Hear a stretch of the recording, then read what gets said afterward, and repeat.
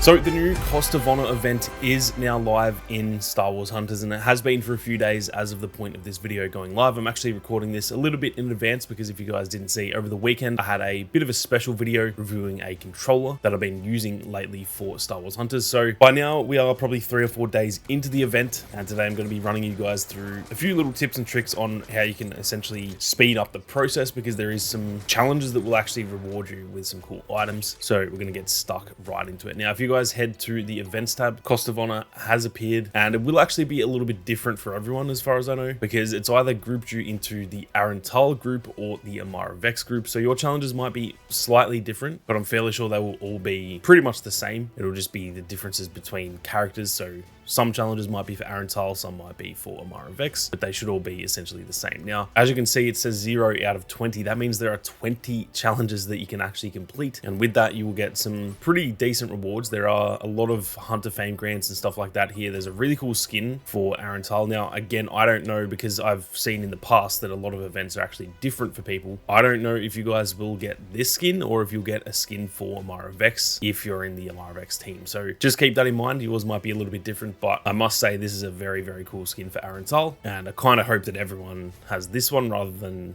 getting one for Amara Vex, because I know that Arental is probably a little bit more popular than Amara. There is also this avatar as well, which is pretty cool, and then the final unlock is actually a weapon wrap for Arental. I find it a little bit confusing that they put the weapon wrap as the last one instead of this one, when this should be the final reward, but it's probably good because I kind of want to unlock this, and I'm probably not going to have the time, unfortunately, to complete this entire event. So that is definitely a win for us, even though I do find that a little bit odd. Now, as for the challenges, as you can see, there are a lot of challenges, and most of these are to do with Matchup Clash, which is now live for the next 9 days. As of recording this, it'll probably be 5 or 6 days left by the time you're watching. Now, I'm sure if you've been doing this event, you probably got most of these challenges done, but I'm going to run through them for you guys in case you get stuck on any and need a bit of a hand getting through them. Now, these ones are obviously very simple. Just literally play Matchup Clash, which is, if you just go to the play section, it is the event over here on the left. Literally just play 10 games of that and you will complete those 2 challenges. There is then also eliminate 10 hunters in Matchup Clash, eliminate 50 hunters in Matchup Clash, and eliminate 100 and 150 as well. So that is obviously going to take a fair amount of time to get the 150. If you averaged even 15 kills per game, which is quite a lot in Star Wars Hunters, then that's still going to take 10 whole matches. And realistically, for most people, between about 5 and 10 is probably average, because obviously the games are pretty short. So if you're getting 5, for example, then that could be closer to 30 games you'll have to play to finish that challenge. So just stick at it. If you want to get all of these rewards, then you will have to play a lot of Matchup Clash over the next few days. We then have ones that are more specific. So eliminate 3 hunters as Arental in Matchup Clash, as well as 5 and 10 as well. That is a little bit down to luck, really, because in the Matchup Clash mode, you don't pick your hunter. It's literally just randomized for everyone. That's kind of the point of the mode. And so that's kind of frustrating that you might play for like an hour and literally not get Arental, which is kind of annoying. So again, it is just going to come with a lot of playtime. Now, this one is also pretty simple. Collect 5 health or ultimate pickups in Matchup Clash. Very simple. You pretty much would get that most games, I'd say, let alone over the course of heaps of games. We then have earn 5 eliminations with a critical hit in Matchup Clash. Now, that is definitely a little bit more niche. What I would say for that is you are probably best using someone like either Amara Vex or Diago, who can aim down sights and have a lot more accuracy. Diago deals a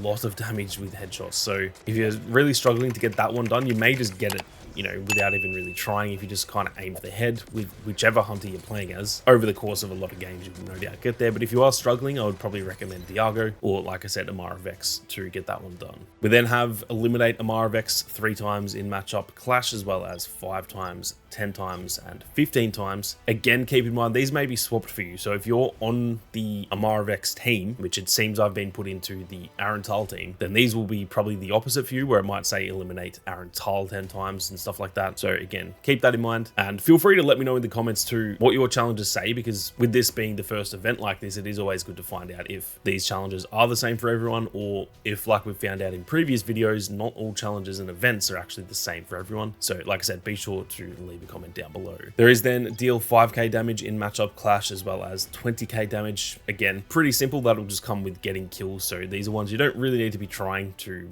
do anything special. Essentially just trying to get kills and deal damage will get that one done, and that will come with playtime as well. There is then deal 2k damage in a matchup clash match 10 times. So that one is a little bit more niche because you need to get 2k damage in a game. If you got 1.9k damage, then that doesn't count. So you need to get 2k damage per match 10 times. Again, you're probably best playing someone like an Amara Vex, maybe Reeve, for example. Anyone who has really high damage output. Even if you're dying a lot, it doesn't matter as long as you're getting that damage done. And hell, even if you're not necessarily getting the kills, you're just dealing a lot of damage, that is also fine. So yeah, I'd probably recommend just any of those type of characters, even an Arental. But again, in matchup clash, you don't get to pick the hunter. So it is kind of down to luck a little bit there as to which hunters you actually get. But I guess when you get the hunters that deal a lot of damage, it is best to try and focus on dealing damage so you make sure you get that 2k damage done. Those then take 5k damage in matchup clash matches and take 10k damage as well. And those are the final challenges. Now for those two, again, it's matchup clash. We don't get to choose our hunter, but any of the tank hunters, you're going to take more damage per life essentially. So you'll get that done a lot easier by playing as someone, for example, like Sentinel, Slingshot,